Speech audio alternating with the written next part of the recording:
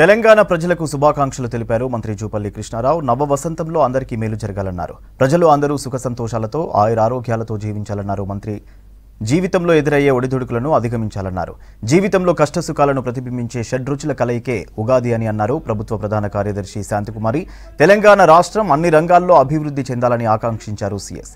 హైదరాబాద్ రవీంద్ర భారతిలో శ్రీ క్రోధినామ తెలుగు ఉగాది పర్వదిన వేడుకలు వైభవంగా జరిగాయి. రాష్ట్ర దేవాదాయ ధర్మాదాయ భాషా సాంస్కృతిక శాఖల సంయుక్త ఆధ్వర్యంలో ఈ ఉగాది వేడుకలు నిర్వహించారు. ఈ వేడుకల్లో మంత్రి జూపల్లి, సీఎస్, షాద్నగర్ శాసనసభ్యులు వీరులపల్లి శంకర్, రాష్ట్ర బీసీ కమిషన్ చైర్మన్ వకులభరణం కృష్ణమోహన్ పాల్గొన్నారు.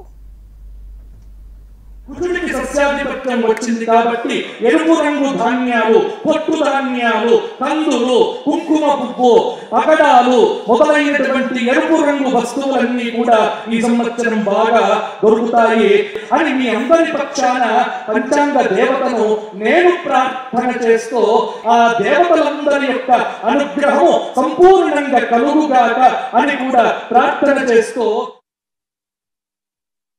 ఈ రోజు ప్రపంచవ్యాప్తంగా తెలుగు వారందరం చైత్రమాస శుద్ధ పాడ్యమి రోజున ఉగాది పండుగ జరుపుకుంటారు. ఉగస్య ఆది అనేది ఉగాది. ఉగాదగా నక్షత్ర గమనం, జన్మ, ఆయుష్ అనే అర్థాలు. వీటికి ఆది అనగా మొదలు. ఈ రెండింటినీ కలిపి ఉగాది అంటారు. ఈ రోజునే బ్రహ్మ సమస్త సృష్టిని ప్రారంభించాలని పురాణాలు చెప్తున్నాయి. అంతేకాదు ఉగాది నాటికి చెట్లన్నీ ఆకులు రాలి కొత్తగా చిగురుస్తాయి.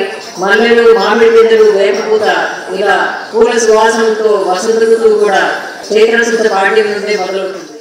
ఈనాటి క్రోధినామ సంవత్సర సందర్భంగా రాష్ట్ర ప్రధానికానికందరూ కూడా మరొకసారి తెలుగు సంవత్సరాన్ని మొదటి పండుగ ఉగాది శుభాకాంక్షలు తెలియజేస్తూ ఈ ఉగాది పురస్కరించుకొని మీ అందరి జీవితాల్లో వెలుగులు నిండాలని, మీ పిల్లల భవిష్యత్తు బంగారు భవిష్యత్తు కావాలని, ధర్మం 4 పాదాల నడవాలని చెప్పని, తెలంగాణ రాష్ట్రమే యావత్ భారతదేశానికి దిక్సూచి కావాలని అందరం కలిసి సాగుదాం.